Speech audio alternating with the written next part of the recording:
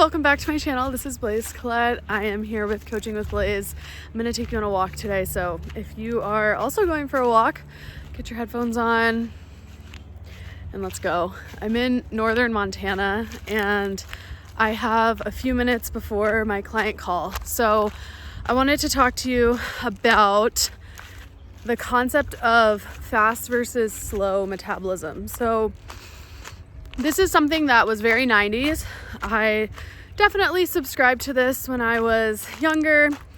And basically, for context, because my whole dad's side of the family is pretty much morbidly obese. Like my aunts and uncles, my grandma and grandpa, they did not value their health whatsoever. And I was always told by that side of the family that I just have a slow metabolism and there's just nothing that can be done about this. And today I want to debunk this theory because now, after 15 years of being healthy and fit and working out all the time, I've realized that my metabolism works better now than it pretty much ever has. And that's because of the changes that I made. So today, I want you to really start to let go of the concept that you either are stuck with a fast or a slow metabolism. I can't talk.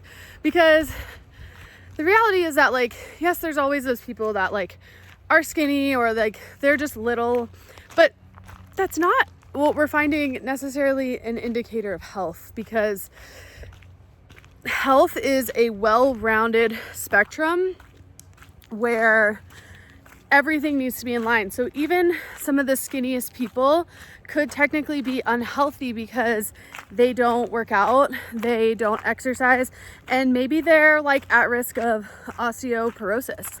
So the real thing that's going on here is less about your metabolism being slow and more about your metabolism being dysregulated. And that's what I want to talk about. So let's really let go of the language around fast versus slow. The reality is that your metabolism is dysregulated and we need to get it back into a regulated state. And the way that we're going to do that is in a healthy, sustainable way. Walking outside is a great place to start. So I want to go over 4 ways that you can re-regulate your metabolism. So we're just going to go over those 4 things right now. The first one is you have to let go of toxic relationships that are causing you so much stress that you're unable to sleep, eat, or think. And I like to talk about this on my channel because I feel like no YouTubers are really talking about this. And in my experience, when I am dysregulated in my mental state because some fucking crusty son is stressing me out, or I'm dysregulated because I'm dealing with family drama or whatever it may be, or I'm really triggered, I am on such a high alert. I cannot focus. I cannot think. And we have to let go of whatever people in our lives that are causing us to feel this way, or we need to figure out how we can just stop subscribing to whatever narrative they're telling. If they're telling you you're a shitty person or they're telling you you're a piece of shit, right? We have to stop subscribing to that. And so the first thing you have to do is you need to let go of these negative and toxic relationships that are in your life. And I know you can probably think of 1 or 2. And so a really easy way to check this is to do what I call an energy check. So when you're with these people, whoever they may be, what I do is I just check in with my energy and I'm like, how do I feel right now? Do I feel good? Do I feel bad? Do I feel like I'm not being my true self? That's typically the biggest one for me because it all ties back to your stress. And if you feel stressed, there is just a very low likelihood that you're going to be able to fucking chill out, which means you're not going to be able to regulate your metabolism, which means you're not going to be able to lose weight, right?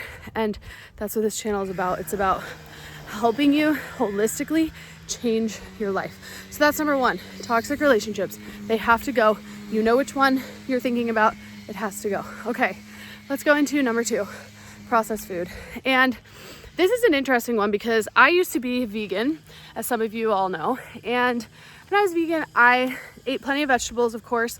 But the whole lie that we're being sold when we're vegan is that we're eating whole unprocessed foods.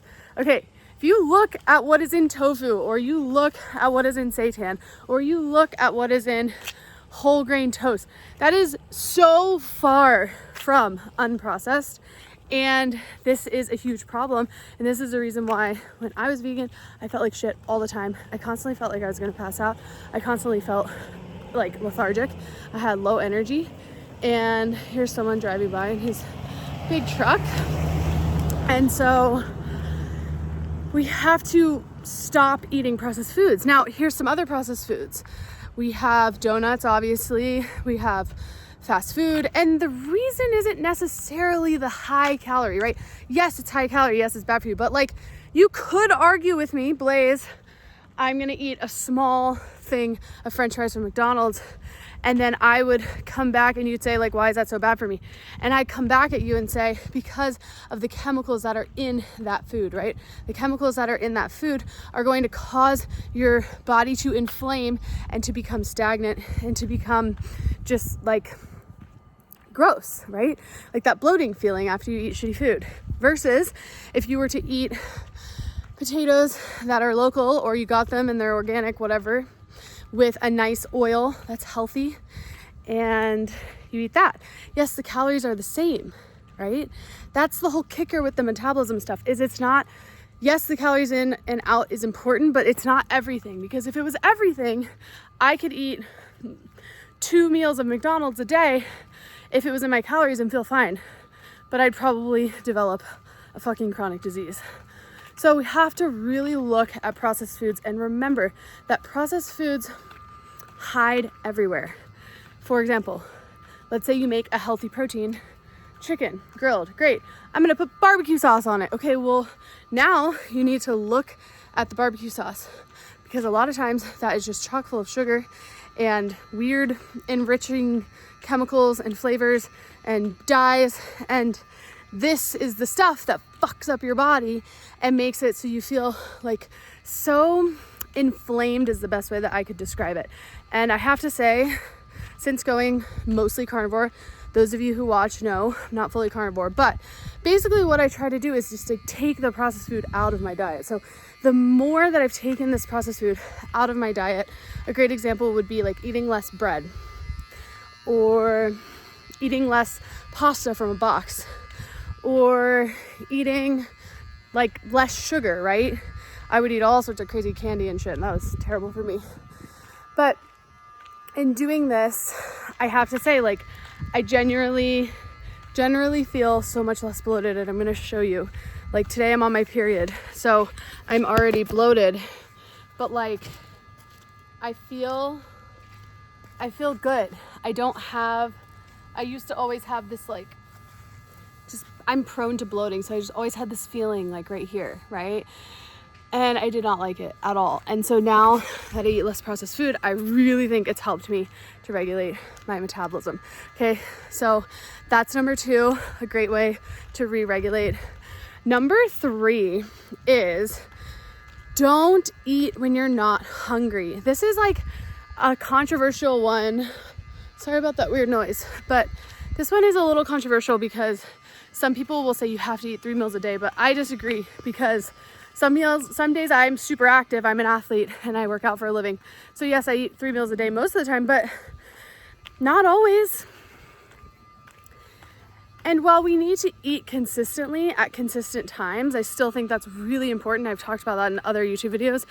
I don't think we need to eat when we don't actually feel hunger, because a big reason I see women struggle with weight loss is because y'all are like just eating when you feel like you should, as opposed to listening to your body. And this is the wisdom as women that we've been given, is we can be really attuned to our bodies. So as I mentioned before, this is an example. I'm on my period right now, so I'm just not as hungry because my body is doing a lot of blood processing, right? So I normally eat breakfast at like 7 a.m. This morning, I didn't eat breakfast until like 10 because I just wasn't hungry. And this is where I think that the body can get so confused, is if you're grazing, for example, like I used to be queen bee of grazing. I would never eat a full meal. I would just like graze all the time. And honestly, that shit fucked me up because I was never really full. I was never fully hungry. It was kind of just this up and down feeling. And now I shoot for at least 2 solid meals a day, if not 3. And I feel great. Like this morning for breakfast, I just had 2 eggs and like a 1/4 pound of ground beef and some dried apricots. I feel fucking fantastic. And if we're just constantly kind of like picking at stuff and we're not just committing to the meal because we're like afraid. That was me. I would be like, well, I don't want to eat too much. So if I just graze, then I don't have to worry about eating too much. I'll just eat some like hummus here, some crackers there. I'll eat some fruit here. Like had no protein in my body. It was crazy. And if we do that, I believe that confuses our bodies. I believe it just doesn't fully satiate us. And we can't really lose weight if we're constantly feeling like deprived. Yes, you need to be in a caloric deficit, but you don't need to feel like so fucking starved and malnourished. That is just not healthy. So that's the third way you can regulate your metabolism is don't eat when you're not hungry. And when you do eat fucking meals. Like, don't skimp out. It almost looks like palm trees behind me, but it's pine trees. Okay, number 4, alcohol and sleep. So I'm going to talk about these two in conjunction. And I gotta say, like, not drinking is the hack. If you really feel like you've tried everything, but you still drink, I could not tell you how many clients I've told this to, where they're like, why am I not losing weight? Why am I not losing weight? And I'm like, babe, even if you're only drinking 1 glass of wine a night every week, your body cannot get into a deficit. And also, you cannot burn fat adequately when you're drinking alcohol, because what happens is when you're drinking, basically, this is the layman's of the science, your body takes all of its energy and it's like, I gotta digest this alcohol and process it through my liver. So all the other stuff that could be going on in your body, like fat burning and muscle building, stops happening. And then, yeah, you wake up feeling like shit, you feel lethargic. I mean, have you ever seen a man or a woman and you're like, they're not that overweight, but I can tell that they drink a lot. You know why? Because like their stomach gets huge, their face gets puffy, and it's so dysregulating on your body. So bad. I've been pretty much sober curious, like alcohol free, I would say, like 90% alcohol free for the last 6 years, and I do not miss that shit at all. But I remember when I was trying to lose weight and I was drinking, after a night of drinking, I would wait like a day or two, then I would get on the scale and I would be like flabbergasted because I would have gained like 8 pounds just on the weekend from drinking. Like, what? That's fucking crazy. Like, that's just not okay. So alcohol, and in conjunction, it fucks up with your sleep, right? So when we drink, we can't get that REM sleep, that deep sleep that we need. Basically, there's just no redeeming qualities of alcohol whatsoever. I fucking hate it. I feel like it's the devil, but yet it's been glamorized and put in a beautiful costume to make us think it's not that bad for us, and it's terrible. So if you feel like your metabolism's slowing down or you can't lose weight, why don't you go 6 months without drinking? And you might say, Blaise, I'll go a month. You're not gonna get the effects because it takes up to 90 days to get the last drops of alcohol out of your system. 90 days. So when my clients sign on with me, they sign on to sobriety, because I am like, if you're gonna pay me what you're paying me for personal training, which if you want to do that, please let me know. We can talk, see if it's a good fit. But I'm like, if you want to train with me and invest this money, your hard-earned money, you fucking better believe you're not going to go drink on my watch while you're paying me to lose weight, because that is the one thing above so many other things, but like in conjunction, that it's just not good.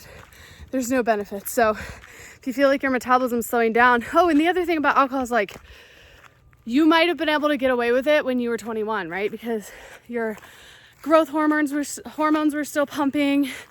You were like playing intramural soccer and like, you know, running around dancing at night while you got blackout drunk. But now you're not doing that. So you gotta stop. And like, yes, I've talked about the sleep, but the other thing I want to say is, perfect example. In high school, was I the skinniest girl? No. Was I rail thin? No. Was I fit? Yes. Did I drink in college? Yes. Okay. Now, I stopped drinking pretty much after college, a year or two after. And meanwhile, all the people from my college that are still drinking, let me tell you, they do not look good. And I'm not saying this to throw shade, I'm just saying, those people that I thought had the fast metabolisms and the good genes are overweight now. And they're overweight because their lifestyle fucking sucks. So, as you can tell in this video, all of these tips are about your lifestyle. You gotta change your lifestyle. You gotta get toxic people out of your life. You gotta stop eating processed food. You gotta stop eating when you're not actually hungry. And you need to stop drinking alcohol so you can prioritize your sleep, prioritize getting the gains that you're working so hard for. You wanna drink twice a year? Be my fucking guest. But that's pretty much it. So hopefully this video was helpful. If it was, like and subscribe down below. And let me know what you want to see next. Let me know your comments down below. And I'll see you next time for Coaching with Blaise.